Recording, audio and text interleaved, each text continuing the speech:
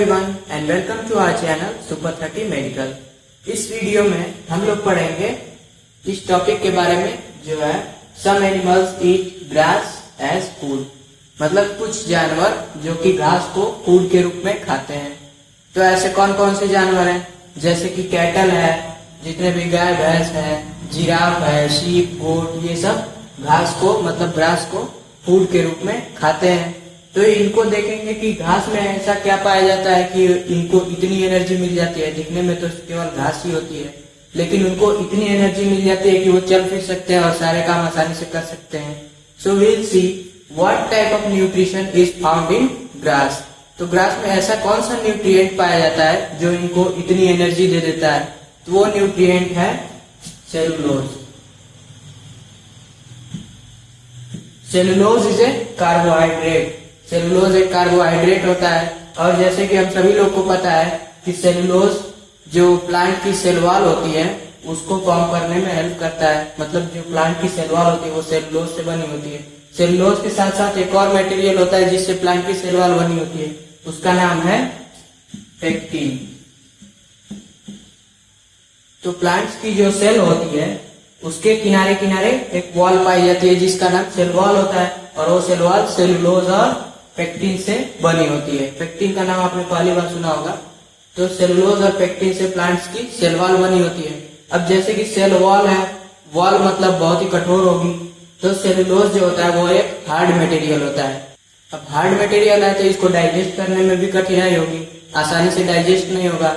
तो एनिमल्स इसको कैसे डाइजेस्ट करते हैं?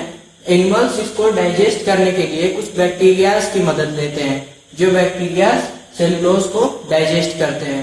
तो अब हम लोग देखते हैं कि सेलुलोज डाइजेस्ट कैसे होता है। Digestion in animals that eat grass as food. So we will see now digestion in grass eating animals. जो भी एनिमल्स ग्रास खाते हैं वो उसको डाइजेस्ट कैसे करते हैं, क्योंकि सेलुलोज बहुत ही हार्ड मटेरियल होता है। तो इसको डाइजेस्ट करने के लिए अभी मैंने बताया कि जो कैटल्स होते हैं, जो भी ग्रास ईटिंग एनिमल्स होते हैं, बैक्टीरिया की हेल्प लेते हैं। वो बैक्टीरिया इनके स्टमक में पाया जाता है जो कि सेलुलोज को डाइजेस्ट करता है। अब सेलुलोज को डाइजेस्ट करने के लिए हम जो फिजिकल डाइजेशन करते हैं अपने माउथ में, तो जानवर जितने ही अच्छे से फूड को च्यू करेंगे, जितनी ही ज्यादा देर तक च्यू करेंगे, उतना ही अच्छे से ग्रास डाइजेस्ट होगा। अब फूड स्टमक में जाएगा च्यू करने के बाद, तो उनका जो स्टमक होता है ग्रास ईटिंग एनिमल्स का, उनका ग्रास की डाइजेशन मतलब सेलुलोज के डाइजेशन के लिए उनका स्टमक एडाप्टेड होता है। मतलब जो उनका स्टमक होता है इसी तरह से बना होता है कि वो सेलुलोज को आसानी से डाइजेस्ट कर ले। उनके स्टमक की बनावट बहुत ही कॉम्प्लेक्स होती है। जो भी ग्रास ईटिंग एनिमल्स होते हैं उनके स्टमक में 4 कंपार्टमेंट्स पाए जाते हैं, और जो उसमें से सबसे पहला कंपार्टमेंट होता है उसका नाम होता है रूमेन। यही उनके स्टमक का सबसे बड़ा कंपार्टमेंट होता है और सबसे पहला कंपार्टमेंट होता है। अब जब भी एनिमल्स फूड को ईट करते हैं तो वो सीधा इनके रूमेन में आता है। अब एनिमल्स को आपने देखा होगा, बस चरते जाते हैं, थोड़ा थोड़ा च्यू करके और निकल लेते हैं, तो वो सीधे उनके रूमेन में आके टेम्पोररीली स्टोर होता है। क्योंकि उनको ग्रेजिंग के लिए बहुत ही कम समय मिलता है, तो वो जितना हो सके उतना च्यू करके और ग्रेज करके स्टोर करने की कोशिश करते हैं। तो उस समय तो वो बहुत ही कम च्यू करते हैं, अब थोड़ा थोड़ा च्यू करके निकल लेते हैं और वो सीधा उनके रूमेन में आके स्टोर हो जाता है। उसके बाद से इस रूमेन में कुछ बैक्टीरिया पाए जाते हैं, जो बैक्टीरिया उनके डाइजेशन में हेल्प करते हैं।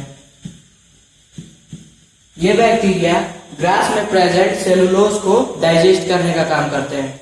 उसके बाद से जब ये बैक्टीरिया इस सेलुलोज को डाइजेस्ट कर लेते हैं, पार्शियली भी डाइजेस्ट हुआ रहता है, पूरी तरह से भी, तो जो बैक्टीरिया रहता है वो उसको पार्शियली डाइजेस्ट कर देता है सेलुलोज को, आंशिक रूप से। अब जो पार्शियली डाइजेस्टेड ये जो ग्रास होती है उसको क्या कहा जाता है? कड कहा जाता है। CUD, कड। जो पार्शियली डाइजेस्टेड ग्रास होती है उसको कड कहा जाता है, जो रूमेन में टेम्पोररीली स्टोर रहती है। और अपने गांव में देखा होगा कि जानवर ऐसे ही बैठे बैठे कुछ च्यू करते रहते हैं, कुछ चबाते रहते हैं, तो वो जो गांव में कहा जाता है कि जुगाली कर रहे हैं, उसको क्या कहा जाता है? रूमिनेशन। जो जानवर जुगाली करते हैं उसको रूमिनेशन कहा जाता है। रूमिनेशन की प्रोसेस को अगर साइंटिफिक रूप से देखा जाए तो जो रूमेन होता है उसमें जो पार्शियली डाइजेस्टेड ग्रास स्टोर होती है उसको ये फिर वापस अपने माउथ में ले आते हैं। जो भी कैटल्स होते हैं, ग्रास ईटिंग एनिमल्स होते हैं, वो इस रूमेन में से पार्शियली डाइजेस्टेड ग्रास को वापस अपने माउथ में ले आते हैं और उसके बाद उसको अच्छे से च्यू करते हैं, जिससे कि सेलुलोज आसानी से डाइजेस्ट हो सके।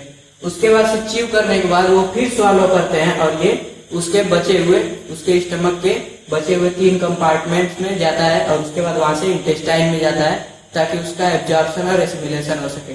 तो इस प्रोसेस को, जो पार्शियली डाइजेस्टेड ग्रास है, जो कर्ड है, उसको अपने वापस माउथ में ले जाना, माउथ में से च्यू करके वापस अपने स्टमक में ले आने की प्रोसेस को रूमिनेशन कहा जाता है। अब जितने भी एनिमल्स जो रूमिनेशन की प्रोसेस को करते हैं, जो कर्ड को वापस से च्यू करते हैं और फिर स्वॉलो करते हैं, उनको क्या कहा जाता है? रूमिनेंट्स।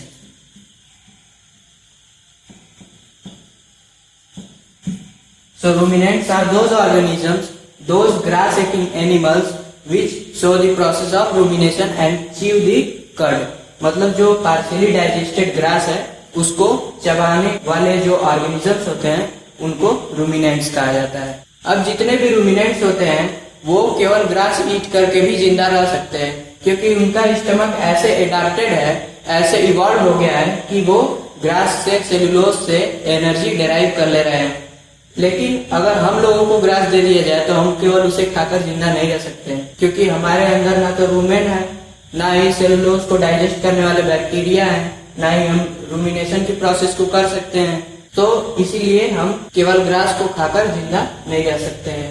हाँ, पहले के जो इंसान होते थे, वो जो पत्ते वगैरह खाते थे, तो उस समय हमारे अंदर एक ऑर्गन पाया जाता था, उसका नाम था वर्मीफॉर्म अपेंडिक्स। वर्मीफॉर्म अपेंडिक्स आज भी हमारे अंदर पाया जाता है, लेकिन ये वेस्टिजियल ऑर्गन के रूप में पाया जाता है। मतलब ये अब काम नहीं करता है, केवल वैसे ही हमारे अंदर पड़ा हुआ है।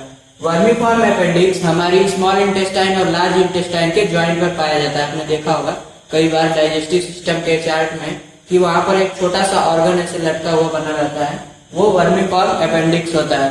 पहले के ह्यूमंस में, जो प्रिमिटिव टाइप के ह्यूमंस थे, उनके अंदर वर्मीफॉर्म अपेंडिक्स एक एंजाइम सीक्रेट करता था जिसका नाम था सेलुलेज।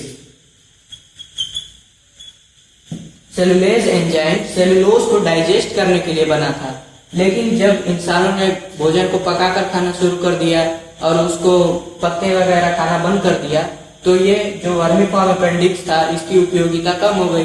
तो इस तरह से इसने सेलुलेज को सिक्रेट करना भी बंद कर दिया और धीरे धीरे इसका साइज छोटा होता चला गया।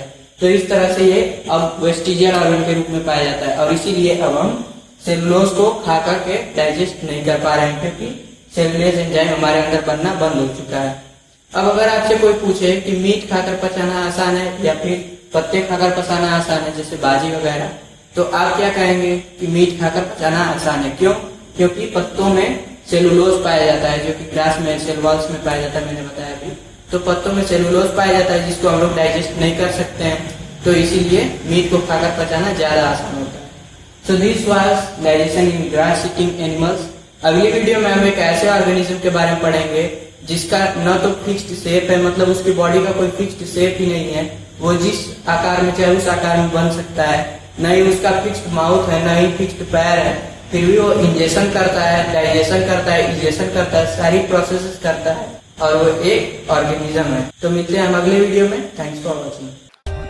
For more updates, subscribe to our channel, click the show links and enjoy watching the videos.